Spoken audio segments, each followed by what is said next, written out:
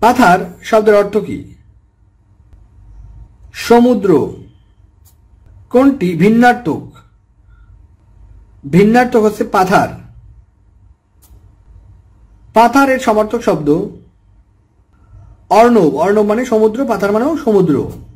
পৃথিবী এর সমার্থক শব্দ নয় যামিনী। যামিনী শব্দের অর্থ হচ্ছে রাত্রি। এছাড়া বসুন্ধরা, অবনী, ধরণী পৃথিবীর সমার্থক শব্দ।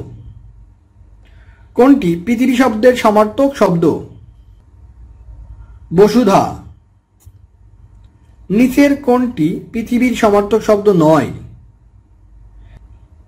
অবনী আর নবনী, মনে রাখবেন। অবনী পৃথিবী, নবনী শব্দের অর্থ হচ্ছে মেয়ে বা নারী।